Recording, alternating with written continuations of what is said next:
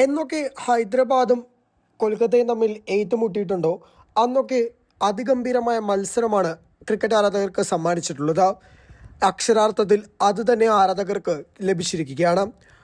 Kolkata night റൈഡേഴ്സും Sunrisers ഹൈദരാബാദും Eden ഗാർഡൻസിൽ ഏറ്റുമുട്ടിയപ്പോൾ 80 റൺസിൻ്റെ വിജയമാണ് കൊൽക്കത്ത സ്വന്തമാക്കിയിരിക്കുന്നത്. ആദ്യം bat ചെയ്ത KKR 200 റൺസ് നേടിയപ്പോൾ മറുപടി ബാറ്റിംഗ് SRHന്റെ 120 അവസാനിച്ചു. വമ്പനടിക്കാരെല്ലാം വമ്പൻ പരാജയമായ മത്സരത്തിൽ ആരാധകർ ശരിക്കും ആവേശത്തിലായി.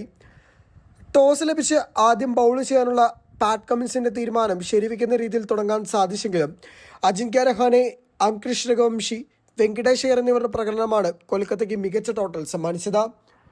അവസാന ഓവറുകളിലേക്ക് റിങ്കു സിംഗും കൂടെ ആഞ്ഞടിച്ചപ്പോൾ സ്കോർ 200 എത്തി. ബോളേഴ്സിൽ പാറ്റ് കമ്മിൻസും സിമ്രജിത് സിംഗും ഹർഷൽ പട്ടേലും റൺസ് വഴങ്ങി. ഏറ്റവും മികച്ചു നിന്നത് ഷമി തന്നെയായിരുന്നു. എന്നിരുന്നാലും 200 അതിവേഗം ചേസ് ചെയ്യാമെന്ന ഹൈദരാബാദിന്റെ സ്വപ്നം അക്ഷരാർത്ഥത്തിൽ പാളുകയായിരുന്നു. ട്രാവിസ് ഹെഡിനെ 4-നും അഭിഷേക് ശർമ്മയെ 2-നും ഇഷാൻ കിഷാനെ 2-നും പുറത്താക്കി. പിന്നീട് നിതീഷ് റെഡ്ഡിയും കമിന്ദു മെന്ദിസിന്റെയും പ്രകടനങ്ങൾ പ്രതീക്ഷ നൽകിയെങ്കിലും ഒരു വശത്ത് വിക്കറ്റുകൾ വീണുകൊണ്ടിരുന്നു. മികച്ച ഫോമിലുള്ള അൻകിത് വർമ്മയുടെ വിക്കറ്റ് കൂടെ വീണതോടുകൂടി മത്സരം ഏകദേശം കൊൽക്കത്തയുടെ പക്കലായി. എന്നാൽ ക്ലാസിനെ പുറത്താക്കാൻ ഒരുപാട് കഷ്ടപ്പെട്ടു. 21 പന്തിൽ 2 4-ഉം 2 6-ഉം അടക്കം 33 റൺസാണ് ക്ലാസ് നേടിയത്. എന്നാൽ ഇതൊന്നും സ്കോർ ബോർഡ് തകയ്ക്കാൻ മതി വന്നില്ല. ബോളേഴ്സ് എല്ലാം മികച്ച രീതിയിൽ പന്തെറിഞ്ഞു. വൈഭവ് ഓറ 3 വിക്കറ്റാണ് നേടിയത്, അതും ഒരു മേഡനടക്കം.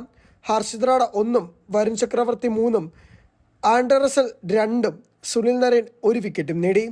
അക്ഷരാർത്ഥത്തിൽ കൊൽക്കത്ത ബോളേഴ്സിന്റെ ആറട തന്നെയായിരുന്നു ഈഡൻ ഗാർഡൻസിൽ നടന്നത്. എല്ലാവരും 200 300 സ്വപ്നം കണ്ട മത്സരത്തിലായിരുന്നു. സ്കോർ ബോർഡിൽ 200 മാത്രം എത്തിയതും രണ്ടാം ബാറ്റിംഗ് 120 അവസാനിച്ചതും. എന്തൊക്കെയായാലും അക്ഷരാർത്ഥത്തിൽ ആരാധകർക്ക് മികച്ച എക്സൈറ്റ്മെന്റ് സമ്മാനിച്ച മത്സരം കൂടിയായിരുന്നു ഇത്.